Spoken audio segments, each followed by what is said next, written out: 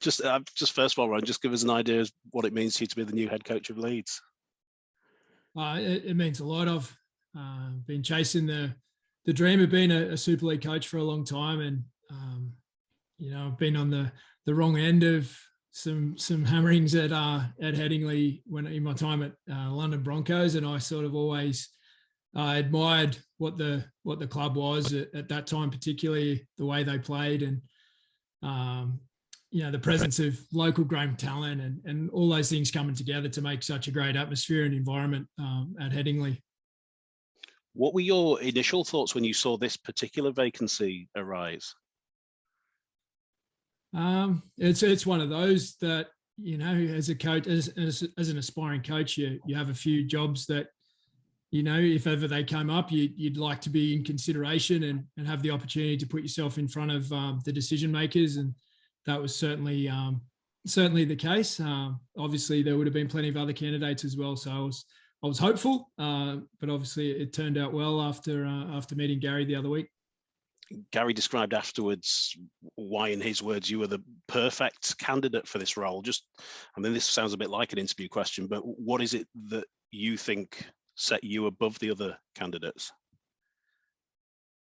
Obviously, I don't know what happened in those other interviews, but I was just very much myself, speaking to Gary about my beliefs of rugby league and my passion for the game and passion for teaching and passion for being part of something that's not about any one individual, but part of a collective, a community that impacts so many people, and wanting to make the game better overall, not just my own team's performances, but have a positive impact on the game. I think that really reflected in our conversation that Gary and I had. And did you ask the advice of your dad, Brian, or Tony at all? I had a few messages with Tony during the time. I guess really just I already knew probably a big factor. The perception of the club from the outside has always been that it's well resourced, well managed. Just everything's in place really. Obviously, performances on the field can't be at the top at any club for season on season on season on season on season forever. So, the fluctuation in performances is normal in professional sports. But yeah, I asked Tony if there was any reason not to try and pursue this job, and Tony said no. There's definitely no reason not to go for it. And I've kept in close contact with Chev Walker over the years since my time at Bradford, and I've got a deep trust and belief in Chev. He's a great man, and what he says is the truth. So he's always spoken well of the club. So really, with his feelings like that, that's more than good enough for me. The other, my manager is Daniel O'Loughlin, who sort of did some of the dealings with Gary, and he did his due diligence on the game from that angle as well. So everything turned out to be perfect.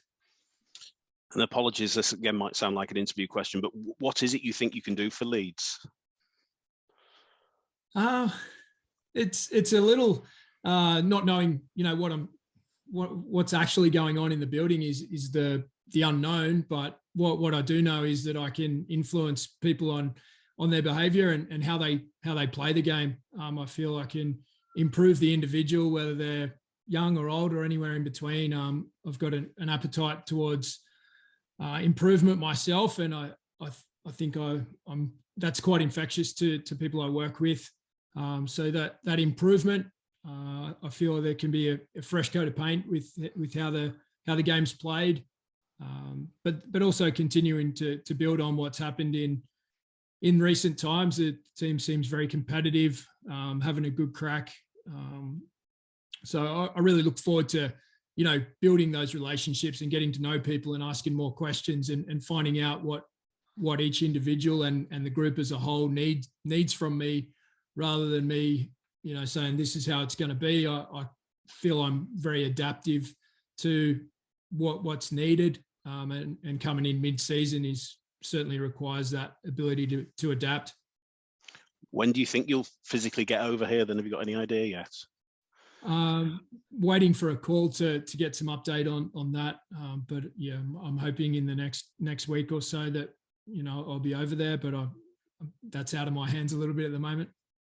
Will you have any input whatsoever in what happens on Friday? I don't think that's the right thing to do. I've made contact with a few of the staff members and had a brief chat earlier on this morning your time with Jamie Jones, and that went well, and we got the ball rolling there. We've had a connection for a long time. We actually played a little bit of rugby league. He would have been playing it a lot better than I was, but back at Headingley when we lived in Leeds as I was a teenager. And in terms of what's happening at the moment with the team, have you got any sort of opinion on, apart from the glut of injuries and suspensions, what isn't quite happening for the group? Again, it's difficult to know exactly what the game plan is and what's been worked upon, through the whole preseason and early part of the season. So without having that knowledge, it makes it a little more difficult to understand where it's exactly at right now. I've watched a few matches with a sort of bigger picture focus, just trying to get a broad understanding of what's going on. I think there can be a little more variety and probably considerable more amount of flowing team attack. Definitely there's been some real intent and some purpose to the defense in the last few matches that I've checked out. But I really look forward to trying to help all aspects of creating the next Rhinos way of playing rugby league. Just lastly from me, Rohan, you said you've chased the dream of a position like this. You've got this position now. What's the dream now you're in this position? Where do you want to take Leeds? Want to take Leeds as far as we can. And I've always got I understand the immediacy of the role. It's a week to week opportunity to get a result. But I also always have an eye on, next week, next month, next year, in 5 years' time, what can be created. So having a vision for how the game might be played in a few years' time, we'll always have that sort of end in mind a little bit, but also the importance of getting some short-term improvements that can lead to a longer-term way of playing would be the best way I could probably sum that up at the moment. Just sort of following on from that, how can you sort of balance the short-term aims of getting the results to propel Leeds up the table with your long-term aims of developing players and the club? I feel like once I get there, I'll have a better ability to answer that question. But inevitably, when there's a new coach comes in, there's a new way of doing things. There's sometimes a fresh start for some players. A fresh voice, a new way of doing things. It will be, in a lot of ways, it'll be a clean slate for some guys that maybe haven't started the season as best they might like, or other guys that are coming back from injury or suspension. There's so many things that are going to, I guess, evolve in the next few weeks. Identifying, what the best way of playing or the best way of preparing for each week's opposition will be key for me to slow down or to take away the opposition threats, is a way of also introducing different defensive strategy or mentality. And same from the attacking point of view. If you can identify ways of taking on the opposition, then that can be building towards that longer term way of playing as well. So week to week, but with the end in mind.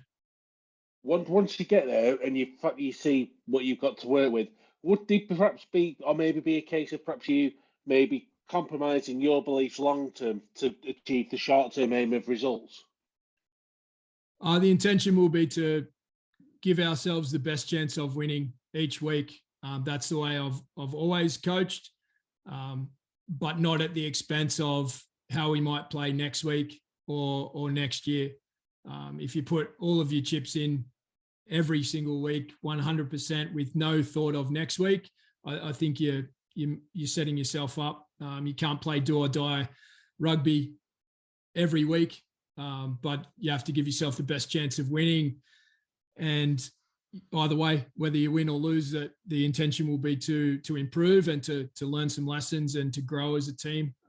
That's what I believe as an individual. I always need to evolve, so that'll be the intention to make sure that everyone's having that mentality.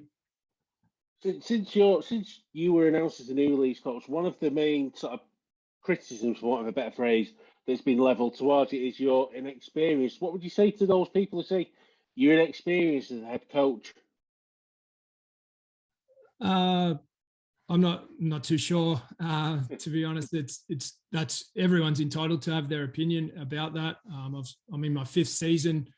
I'm in the third best tier of rugby league in the world that has, most games have 50% of or more of players that have been in NRL systems, or so it's a high level of competition that I've been involved in for the last this is the start of my 5th season at the North Devils. I've spent time under some of the greatest coaches of our era. Daniel Anderson, my father, Trent Robinson has been a huge influence on myself. I've had a lot of, I'm in my 20th year of professional coaching. So, you can only get experience in the big job by being in the big job. So I'm not under any false illusions of what the job entails. And, people are entitled to their view. There's plenty of coaches that have come over from Australia with sort of similar backgrounds and been super successful. Wolfie came from the Queensland Cup a few years ago, and he's obviously doing great. Justin Holbrook had been coaching in lower grades around the competition and done great. There's Trent Robinson himself, Michael Maguire, lots of those guys had been, coaching in lower grades, assistant coaches to NRL clubs, which is not dissimilar to my background in coaching. So it is what it is. And just lastly for me, what did you learn about yourself as a coach and a person during your time at Bradford? Bradford experience was unbelievable, really. If you had that opportunity as a aspiring young head coach, if you had the opportunity to get all of those experiences in an 8-month period, and it was going to cost you, I gave up a job working in the NRL to take that on. It cost me a lot of money in the end to not have a job in 2017 when I came home after the liquidation or administration or whatever actually happened there. But I learned so much. We turned a roster over. We changed staffing. We changed mentality. It was all pointing in a good direction. I think at the point where the club went into administration, there was 7 or 8 players got signed up straight away by Super League clubs.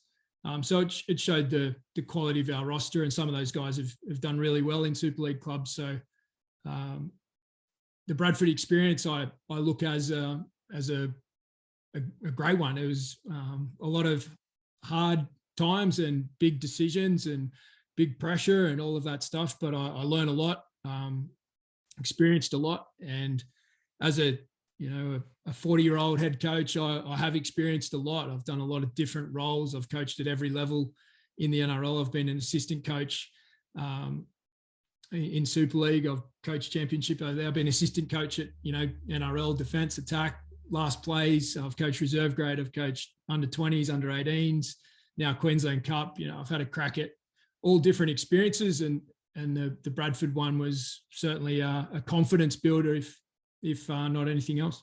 Just on Bradford there, did that almost accelerate your development as a head coach? I mean, a first head coaching role with so many things happening that were out of your control, how much did that sort of speed up the process of you sort of becoming the head coach you are today?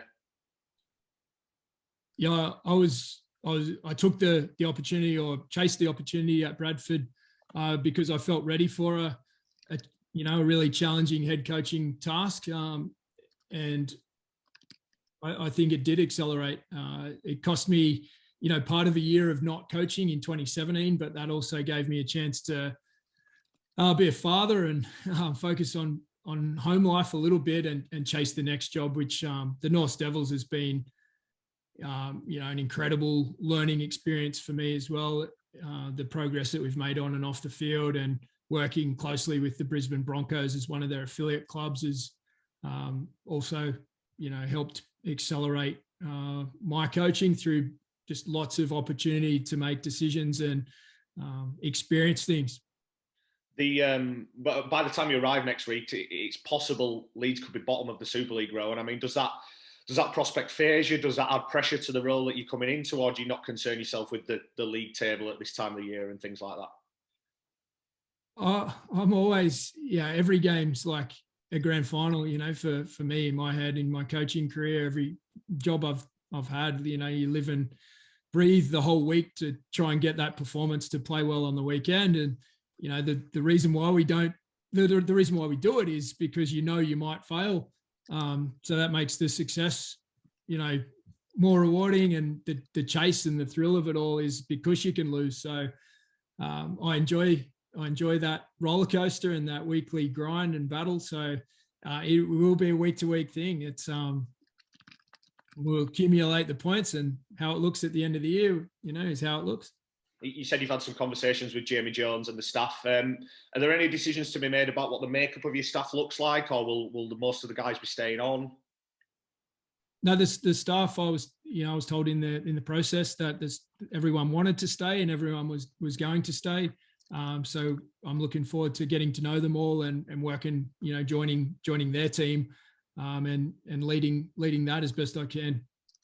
Just finally from me, your announcement as Leeds coach came on the same day that Tony shocked everyone by saying he was going to be leaving LKR. People have almost put two and two together and sort of suggested he might be following you to Headingley in a sort of senior role next year.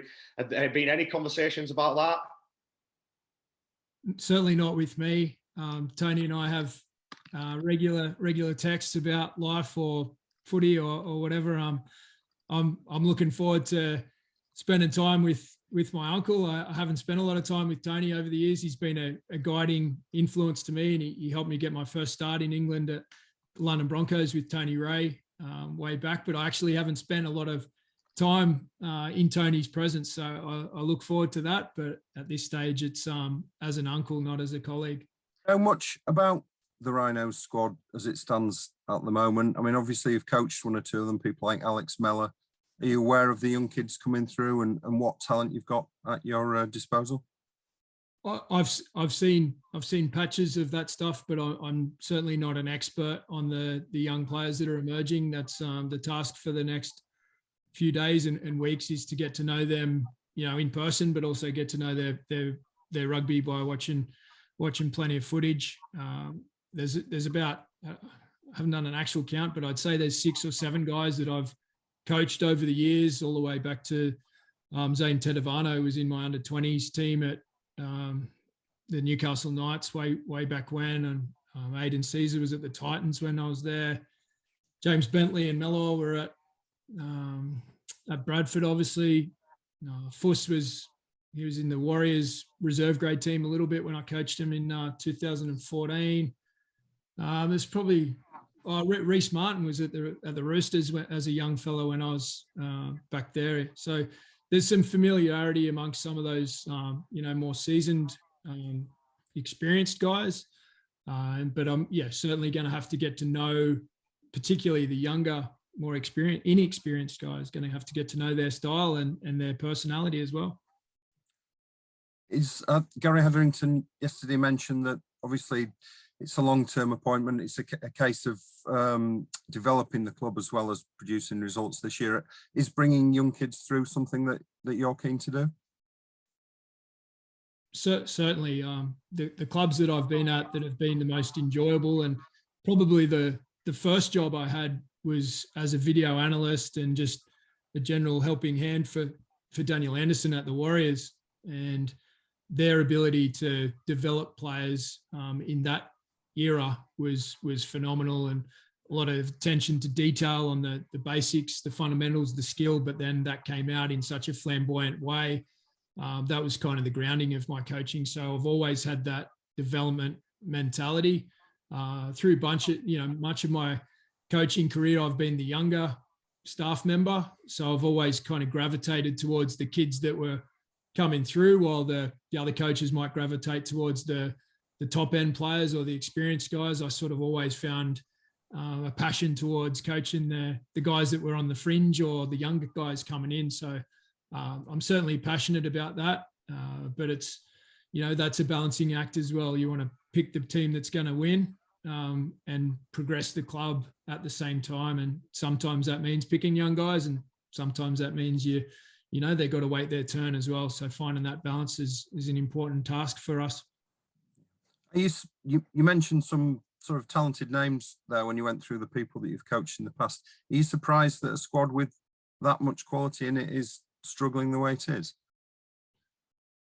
It's hard for me to comment. I don't watch the whole, Super League. I tend to watch Friday mornings and Saturday mornings when the games are on here while I'm cooking my kids breakfast, and try and pay an interest to it. But, I've been working for a Queensland Cup club, and my task has been more to keep on top of the NRL and my competition. So I spend, watching 8 or 10 or 12 games in those competitions has probably been enough to study. So now it's time to play catch up and really work out where are the areas that we can improve the quickest.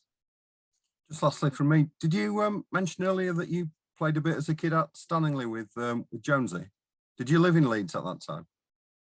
Yeah, we lived in Bramhope when my dad coached at Bradford back in 95, 96. So yeah, I played at Headingley for a little while. I never experienced how cold you could be playing rugby league through winter. That was an experience in itself. I read somewhere that you knew from quite a young age you wanted to be a head coach. So I was just wondering, what was it that always sort of held an attraction for you on getting involved on the coaching side of things? I was probably a couple of things there. I was obviously surrounded by coaching, and I was in the dressing room from a very young age and listening to coaches speak and having the chats in the car. I remember driving home as a maybe 10 or 11-year-old. I used to be a ball boy at St George and telling Uncle Tony how he should have played in the game that just went past and thinking I was an expert. So I've been around it and probably been that way inclined. When I was playing with my mates, I loved playing footy, but I was always trying to help them to play better footy rather than didn't really have that sort of selfish gene to go, I need to knuckle down and do it myself. So I was 19 when I was 18 when I started teaching swimming at university to make some money. And I was teaching swimming to like 4 to 6 year olds. I was swimming 8, 10 meters, that kind of distance. That was probably when I really knew that teaching or helping people to learn skills was something that was super passionate. But I think I was probably 16 when I first thought about, let's be a coach. Yeah. And I suppose, because obviously you perhaps haven't got the sort of high level playing experience that a lot of your counterparts have had, but I guess you sort of look, given that you've dedicated so much of your life to coaching, I guess that's been good for you in that way, that you've picked up so much just from doing that, and like you say, being around the game your whole life as well. Yeah, I think you can only live the life you've led. So I've never been a high level player, so I've never had to transition out of that into being a coach. I'd say most players that come out of high level sport take a period of time to adjust, decompress, shift their mentality towards coaching, where I've never had to adjust from being a good player. I played park footy in Wollongong with my mates, and that was enjoyable. But I've always been a coach in some capacity, I guess, and just gradually learned my trade and taken risks and moved around the world and chased different opportunities at different clubs to try and build my build my bank of experiences. And I love reading, I love studying other sports, all that kind of stuff. So I guess I am coming from a different angle to most coaches, which is maybe an advantage at times. Yeah, just finally from me, obviously, how much you obviously had your dad and uncle of, you know, with reference, obviously they're both extensive coaching and playing experience. But what sort of, I guess, sort of being around them, you must have picked up a lot of things that can help you. But also, I guess probably you might have even looked at things they do and think, no, I want to do things differently to them. Yeah, I worked with my father for 6 years. That was sort of in the middle part of my coaching experience, and yeah, that was difficult at times because we did have different opinions, and trying to maintain the father-son thing was probably a bit of a challenge at times. But yeah, I've tried to acknowledge each experience with all different coaches and recognize what I can get from a coach that fits for me. And I've, you know, when I started with Daniel in 2003, like I thought I knew a fair bit about footy, but, you know, spending an hour or a day with Daniel Anderson was a humbling experience to realize how little I knew. And that was about the best thing that ever could have happened. Daniel threw me into some situations which made me feel like, geez, I don't know anything and I'm not ready for this. And that made me put my head down and learn and get better. And I've done my best to maintain that attitude all the way through. Just looking into Friday or Saturday your time, you anticipating a surreal experience watching your new team from your living room, kitchen, or wherever? Yeah, that'll be a new experience for sure. I missed a game when I was at the Titans. I missed a game when my wife was due to give birth to my first child. I didn't go to Newcastle when we were playing an away game, and I watched it on a TV somewhere, and that was an unusual experience. So I guess I'll just have to do my best there. Are you a coach who lives every play, or are you a bit more studious than that? I'm reasonably calm and trying to look at the big picture mostly, but I do have an attention to detail on the play for play and the techniques and the real finer points. I value that stuff, but when I'm watching a game, I'm trying to put it in the context of the bigger picture, and can I have an influence via message or alteration to the plan or that kind of stuff, rather than over coaching during the game. I think that's too much of a distraction for players. Are you expecting to learn a lot about the team against Toulouse, looking at the game through different eyes now you have the job? Certainly, and you know, even before that game happens, I'll be getting through a few games on video and just building my awareness and my knowledge of the squad, and building that into some more conversations with staff, and getting the background and some more about the personality and the people and the culture and the environment and that type of stuff as well. I think is equally as important as what's happening on the field. It was mentioned before. I mean, Leeds is second from the bottom. Potentially by the end of this weekend, they could be bottom. What is a realistic goal for you for the Leeds Rhinos in 2022? I'm solid at maths, but I'm not an expert, and I'm not going to predict or forecast, where we might finish. That's way too early to tell. And as I sort of alluded to before, it's certainly a week to week opportunity to play well and to build, to get the show on the road, so to speak, on the back of what seems to be some positive growth in the last few weeks, with some hard fought, defeat or draw.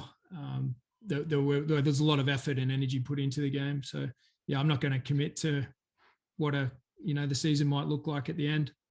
Speaking about that effort, is there a particular player or a couple of players that have stood out to you since you've been, watching Leeds, I suppose, more closely than usual? I've probably just been looking at the bigger picture rather than any one or a couple of individuals. The team's had a lot of fluctuation of personnel in the matches that I've seen, so it's hard to see maybe the cohesion or the week-to-week performances of of individuals. I think guys can have, players can always have a good or a bad game on one given day, but how does that look week on week? I think that's the best way to get a picture on a player, and that's my task in the next week and coming weeks, is to watch more and more, so I understand trends and understand habits and the finer points of each individual's game. I mean, we're obviously a third of the way through the season. When you did sit down with Gary, what was his message? What was his, was it, we don't want to go down, we don't want to be relegated? Was it, we want to make playoffs? Like, was there a goal that he set you? Not for this season. That the immediate goal is to play better, to get some people back on the field and to build some chemistry and some cohesion and fluency and start building a new way of playing the game. That's the sort of more immediate task. We spoke lots about where things can go with the young breed of players that are coming through.